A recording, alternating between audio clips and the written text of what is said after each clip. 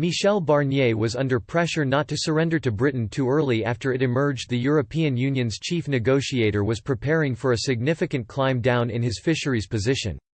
The Frenchman was warned by the bloc's most influential fisheries capitals that he must continue to demand status access to Britain's waters as part of any post-Brexit free trade agreement.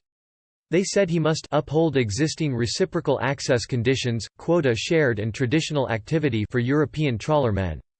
Prior to the video meeting with 11 ministers, Brussels sources said Mr Barnier was preparing to drop his maximalist position next week when trade talks with Britain resume.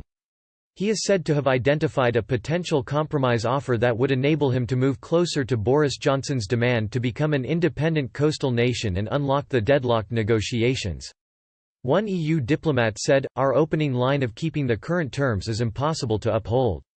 That is clearly unattainable, so we'd be looking to some narrowing of the positions." But chances of a trade-off were left in doubt after Irish Agriculture Minister Michael Creed said Mr Barnier had agreed to stick rigidly to his current position.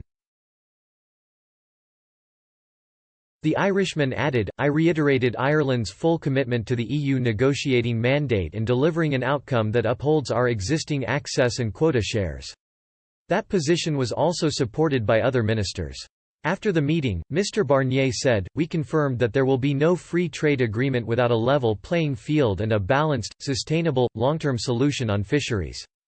An EU diplomat told Express.co.uk, "We reaffirmed our full support for the existing mandate, with no changes, and have confidence in Michel Barnier to deliver it." EU negotiators were said to be preparing a halfway house offer that would have allowed the Prime Minister to claim a significant victory on fisheries.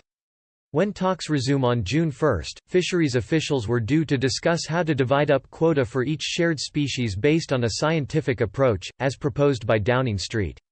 Number 10 is concerned that the EU's fisheries blueprint would simply be a continuation of the common fisheries policy, that divides up stocks based on historical data. A UK spokesman said, "Our position on fish is simple, reasonable and straightforward.